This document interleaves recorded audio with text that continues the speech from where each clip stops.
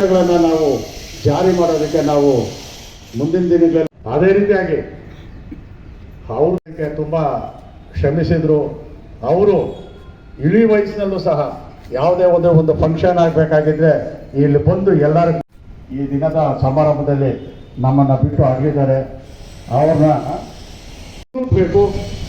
ಅವರ ಒಂದು ಧ್ಯೇಯ ಏನಿತ್ತು ನಮ್ಮ ಮುಖ್ಯವಾಗಿ ಚರ್ಚೆ ಮಾಡೋಣ.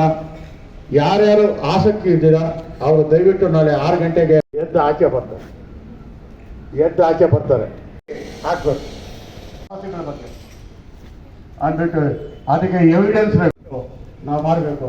ಇವತ್ತು ಕೊನೆದಾಗ ಹೇಳ್ತೀನಿ. ಇವಾಗ ಉದಾಹರಣೆಗೆ ರಾಷ್ಟ್ರಧ್ವಜವನ್ನು ತ್ರಿವರ್ಣ ಧ್ವಜ ಎಂದು ಕರೆಯಲಾಗುತ್ತದೆ. ಇದರಲ್ಲಿ ಕೇಸರಿ ಮತ್ತು ಬಿಳಿ ಭಾರತದ ರಾಷ್ಟ್ರಧ್ವಜವನ್ನು ತ್ರಿವರ್ಣ ಧ್ವಜ ಎಂದು ಕರೆಯಲಾಗುತ್ತದೆ. ಇದರಲ್ಲಿ ಕೇಸರಿ, ಬಿಳಿ ಮತ್ತು ಹಸಿರು ಬಣ್ಣಗಳಿದ್ದು ಮಧ್ಯದಲ್ಲಿ ನೀಲಿ ಬಣ್ಣದ ಅಶೋಕ ಚಕ್ರ ಇದೆ. ಕೇಸರಿ ಧೈರ್ಯವನ್ನು, ಬಿಳಿ ಶಾಂತಿ ಮತ್ತು ಸತ್ಯವನ್ನು, ಹಸಿರು ಬೆಳವಣಿಗೆಯನ್ನು ಸೂಚಿಸುತ್ತದೆ. ರಾಷ್ಟ್ರೀಯ ಚಿಹ್ನೆ. ಭಾರತದ ರಾಷ್ಟ್ರೀಯ ಚಿಹ್ನೆಗಳು ಅಶೋಕ ಸ್ತಂಭದ ಸಿಂಹ ಚಿಹ್ನೆ ಬಳಸಲಾಗಿದೆ. ಇದರಲ್ಲಿ 4 ಸಿಂಹಗಳಿದ್ದು ಕೆಳಗೆ ಸತ್ಯಮೇವ ಜಯತೆ ಎಂಬ ವಾಕ್ಯ ಇದೆ. ಇದು ಸತ್ಯದ ಜಯವನ್ನು ಸಾರುತ್ತದೆ. ರಾಷ್ಟ್ರೀಯ ಪ್ರಾಣಿ. ಹುಲಿ ಭಾರತದ ರಾಷ್ಟ್ರೀಯ ಪ್ರಾಣಿಯಾಗಿದೆ. ಇದು ಶಕ್ತಿ, ಧೈರ್ಯ ಮತ್ತು ಗೌರವವನ್ನು ಸೂಚಿಸುತ್ತದೆ. ರಾಷ್ಟ್ರೀಯ ಪಕ್ಷಿ. ನವಿಲು ಭಾರತದ ರಾಷ್ಟ್ರೀಯ ಪಕ್ಷಿಯಾಗಿದೆ. ಇದು ಸೌಂದರ್ಯ ಮತ್ತು ಸಾಂಸ್ಕೃತಿಕ ಶ್ರೀಮಂತಿಕೆಯನ್ನು ಪ್ರತಿನಿಧಿಸುತ್ತದೆ. ಭಾರತದ ರಾಷ್ಟ್ರೀಯ ಚಿಹ್ನೆಗಳು ನಮ್ಮ ದೇಶದ ಹೆಮ್ಮೆ ಮತ್ತು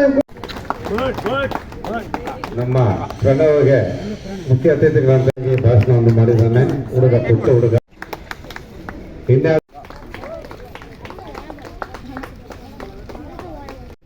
ಅಲ್ಲೇ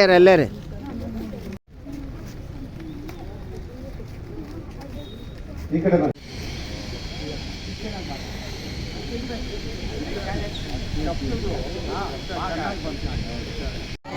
ಜೋರಾಗಿ बोलो भारत माता की, बोलो भारत माता की, बोलो भारत माता की.